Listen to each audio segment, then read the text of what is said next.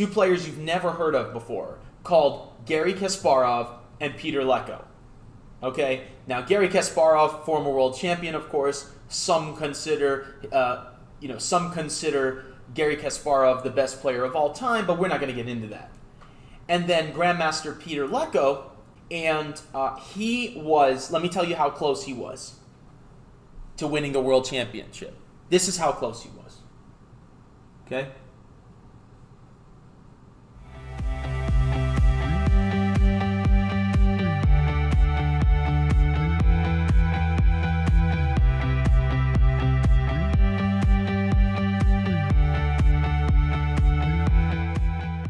Peter Lecko was that close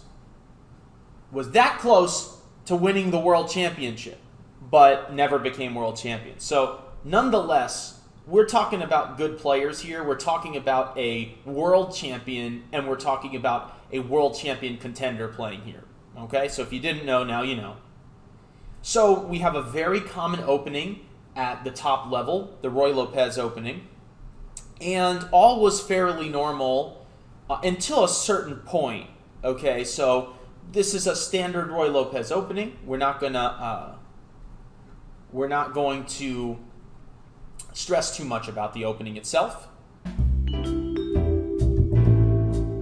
And Kasparov plays the move knight to d5, which is a very interesting move because basically, like after this trade of knights, the knight actually comes back to a5 to reinforce this c4 point, which again is very useful. Now, let me show you what I'm talking about, which is the topic of our lecture today.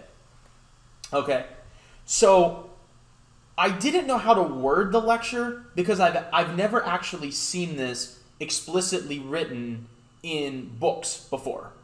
So I'm going to try to explain it now that an example of it is on the board. And I hope that you get it, and maybe I can articulate it better going forward. But originally, in a sort of sarcastic way, I was going to call the lecture "Push Your Not Passed Pawns," or "Push Your Unpassed Pawns," as Innovative Panda says. But there are a lot of features to this that I wanted to point out. So first of all, we have this situation here, right? And you're just sort of thinking, yeah, so what? Two pawns that are stuck? Like, what's the big deal? What's the big idea? Well, the thing about it is, if we just proceed one step further here, these passed pawns, these future passed pawns, if you will, that are deep in the opponent's territory, but are only blockaded by the pawn in front of them. Notice, there's no pawn here on the c-file which could stop this should it become passed. I want you to put in your mind that sometimes when we have this future passed pawn, if you will, you should always consider sacrifices which allow the pawn to advance, especially in a blocked position, right, in a closed position, where if you open the center, the rest of your pieces come into the game. So having said that, these center blocked pawns are only blocked because of the pawn on d6.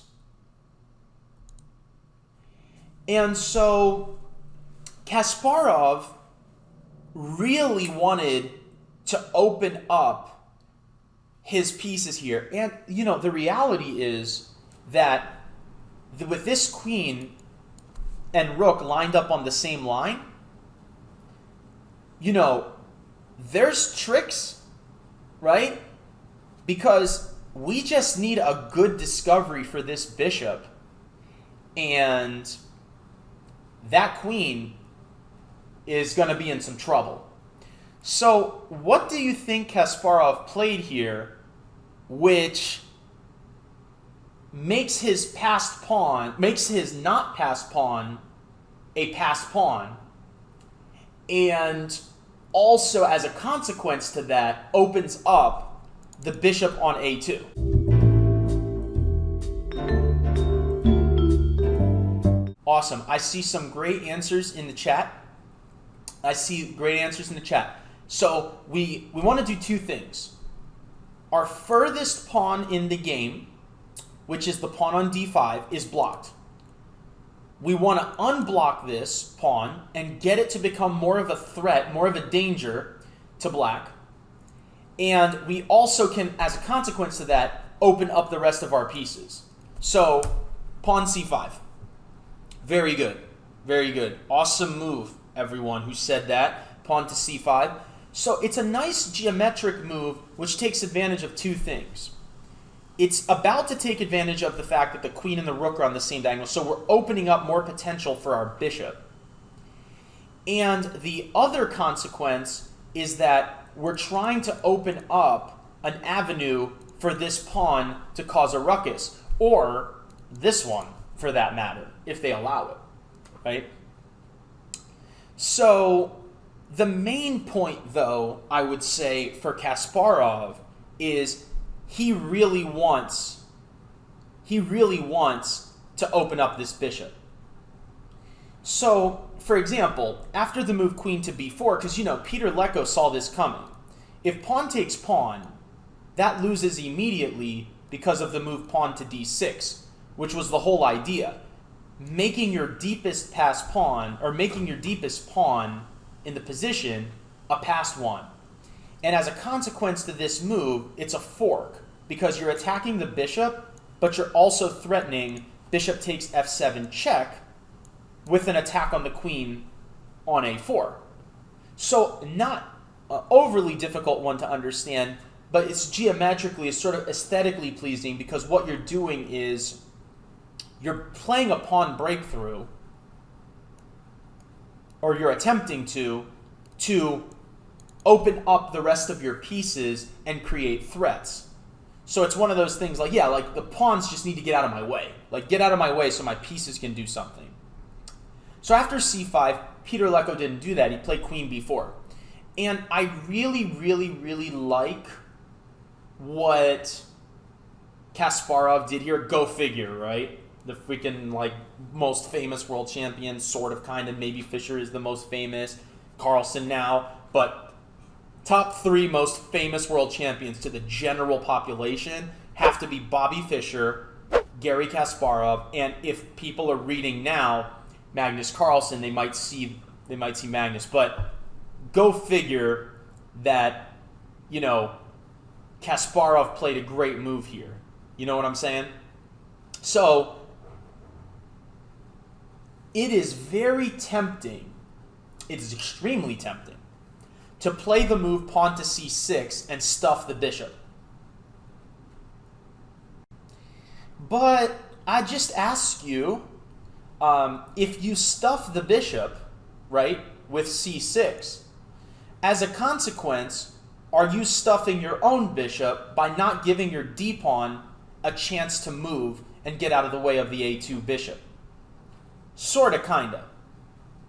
So Kasparov did not see the rush to play this move when he had this move, which I really like, because we're pressuring that d6 pawn, the pawn that we'd love to get out of our way so we can advance our future passed pawn down the board and open up our bishop on the long diagonal. So Kasparov's saying, well, pressure bust pipes. So knight e4, I'm just putting the heat on your position. By all means, go ahead and take here if you wish, right? I mean, actually here, this might be even worse than usual. But of course, d6 is powerful enough, but c3 is what I have in my notes, is the correct move, because if the queen goes back to the a file, we have the same trick we had before with the discovery on the f pawn, or the attack on the f pawn, and the discovery on the queen. So, yeah. So pawn c5, knight e4. I really like the move knight e4. Again, just applying the pressure here and seeing if black is ever going to be willing to take to be able to advance. So of course Lecko doesn't take, but he greedily greedily takes on b2. And again, Kasparov could have played c6. And probably this is okay, but, you know, Kasparov is a very active player. He wanted piece activity. This is probably good in the long term, but he probably didn't like the look of this bishop on a2. So he chose the move knight to e4, which just pressures the center and looks to open up this bishop because of that pressure, right? So, okay. Now Lekos very greedily took this pawn on b2, and he's really asking for it because he's also in this game playing the most fierce attacking player ever, maybe, you know? Like, I don't know who else is as, you know, people feared Kasparov, right? When he beat you, he beat you. Like, he beat you bad, you know? He made 2700s look like little babies, okay? So, and he was intense, right? He was intense. So, I'm not sure, I mean, first of all, I wouldn't want to have the position a few moves before this against Kasparov, because it seems like one of those active positions where he's just going to, like, you know, he's salivating, he's finding all these attacking plans. But I'm really, like, there's just something about these deep pawn grabs when your queen's like a lone ranger over here and, you know, your pieces are not very well coordinated. So, check this out. He grabbed this pawn, which is free. On d6, it gains a tempo. The bishop retreated. And then he says, that little Lone Ranger queen of yours, you're going to pay the piper because of that pawn to c3, which is a brutal move. Because the queen had two avenues of escape. Queen could go here. The queen could go here and here, right? Two of them, b4 and d4, have now been eliminated by the move pawn to c3. And Kasparov knew that if he could get Leko to move back to the A file with his queen, then open sesame again on these ideas against the king. For example, pawn d7, pawn d6, getting those now passed pawns rolling and opening up the game, right? So, yeah. So, pawn to c3 is one of those, that's what you get for being a greedy little boy, right? Pawn c3, and it's like, uh-oh. Oh no, this isn't theory, burglar, because if this was theory, no one would play it for black. I'll tell you that right now. This is over. Okay. Pawn f5. And this is a very crude approach by Leko. It's basically saying, well, you move your knight, I'm going to take this, and I might take that, and why are you so legendary, Kasparov? That's what Leko said. What are you so legendary for? F5, and then you just go away, right? And I just take all your pawns. I should be the world champion, he's saying. And Kasparov was like, here we go. Brutal, brutal, brutal beatdown, right? Open the floodgates, baby, is what he said. I heard he said that over the board, and then Chief Tournament Director Karol Jarecki came by the board and said, excuse me, Mr. Kasparov, you cannot talk during your game. And Kasparov looked at her with such eyes that actually she ran off scared, and he just looked. Okay, anyway. So pawn to d7 he played. And he said, open it up. Okay, pawn d7. So number one, okay, we're threatening the rook. But what are we really trying to do? We're trying to open this bishop up. That's what we're trying to do. And it's going to open up. That's the thing. Because we're attacking this rook. And, I mean, that king is not looking good if that bishop gets into the game. So, rook moves over. he says, open sesame. Karol Jarecki came to the board again and said, Kasparov, you have to be quiet during... Okay, so after the move d6, check, you can see that something is brewing around the black king. Like, you guys see that. You smell it, you see it. You might not see exactly what's going to happen next, but you're like, that bishop cutting through the king's position like that, that bishop, that cannot be healthy for poor Peter Leko's king here. Oh, thank you so much. Look, this is the battle. Check this out. This is the Peter sphere right now. We got Peter Leko in a game.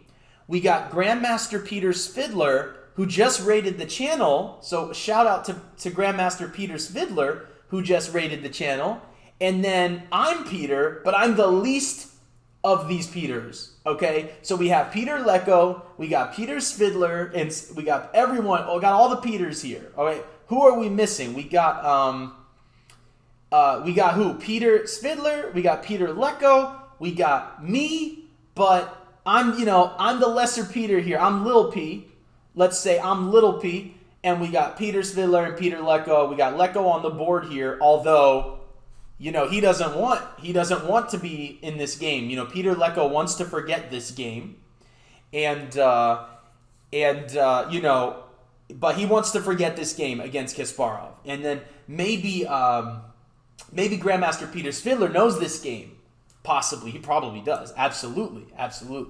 Okay, so d6 Kasparov played King h8, and this next move, basically, he's just, every move that's coming at Leko right here is just brutal. It's just tempo. And Leko's probably thinking, oh my gosh, why did I grab this pawn on b2? And my king and my development and these pawns. Oh gosh, like, what am I supposed to do now? It's too late. I'm playing. Okay, so knight c5. Tempo. Knight c5 hits the bishop. Very big move, right? You can't just give away your bishop. So the bishop went to c6. And this is actually quite a very nice maneuver that Kasparov played. I want you guys to watch this knight tour. So knight c5 hits the bishop on b7. The bishop moves. You're like, yeah, so what? What's your point?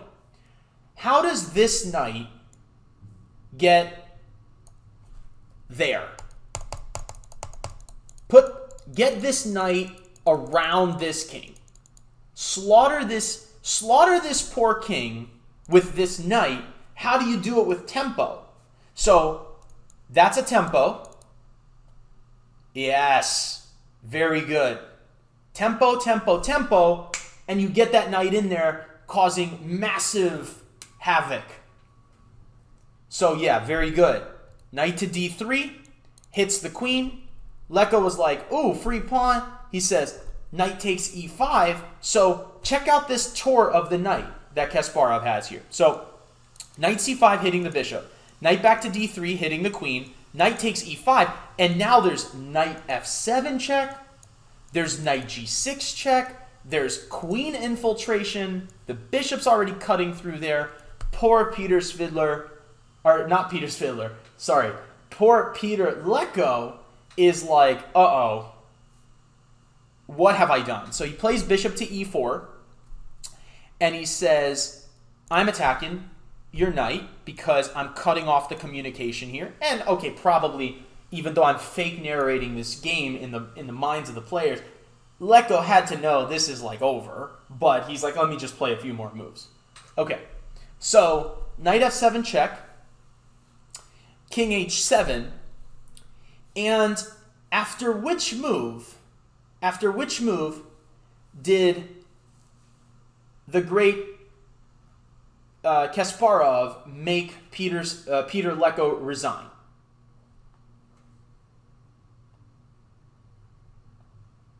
It's a very nice one. I like this finish a lot. So I see knight to g5 in the chat. I see rook to e3. Queen h5, all makes sense. Rook takes e4, very aggressive. Yes, knight to g5. Yep. Beautiful move. And its consequences have to see beyond this point. We'll analyze. This was the last move which caused the great Peter Lecco to resign, but we'll actually play out the moves because he resigned here, but we'll play it out. So number one, the main point is if you take this knight, we have checkmate on h5. So that's easy. We got easy first. We got to knock that out. So we have, if you take my knight, I have checkmate. So the knight is taboo. You can forget about that. You're not taking my knight. Say bye-bye, you're not taking my knight. Okay. So one might ask, well, what happens after king h8? Like, aren't we, if you go back to f7, aren't we repeating, like, where's your progress, sir? But find the nastiness here. I want you, the chat, to type the complete answer. White to play and make whoever you're playing resign. Actually, at this point, if you play the right moves here, it really doesn't matter who you're playing. You're going to win this game. I mean, depends who you are, but most people will win this game.